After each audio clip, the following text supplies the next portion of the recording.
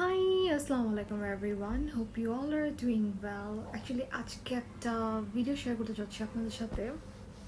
আমার মায়ের একটা পোয়েম রিসাইটেশন। আমার মা আগে রিসাইটেশন করতো, কবিতা আবৃত্তি করতো, ইদানিং করে না। বাট এখন তার প্র্যাকটিস নেই, মাঝে মাঝে হয়তো আমাকে একটু শোনায় আর কি। সো ওইটাই ভালো আপনাদের সাথে শেয়ার করি। আমার মায়ের আবৃত্তি অনেক আমার কাছে ভালো লাগে, জানি না আপনাদের কেমন লাগবে। So let's see. মা, কি করো? এই তো বই পড়ি। একটা কবিতা বলো তো। কবিতা? হ্যাঁ, তুমি তো অনেক কবিতা জানো, একটা কবিতা শোনো। আচ্ছা ঠিক আছে, আমার প্রিয় ছোট্ট একটা কবিতা বলি। ওকে। কবি হেলাল হাফিজ।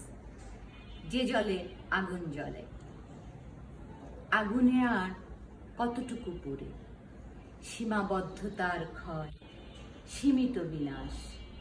আগুনে পোড়ালে তবু কিছু রাখে, কিছু থাকে, হোক না তা ধূসর শ্যামল রং ছাই। মানুষে পুরালে আর কিছুই রাখে না, কিচ্ছু থাকে না, খাখা বিরান, আমার কিছু নাই। Wow, amazing.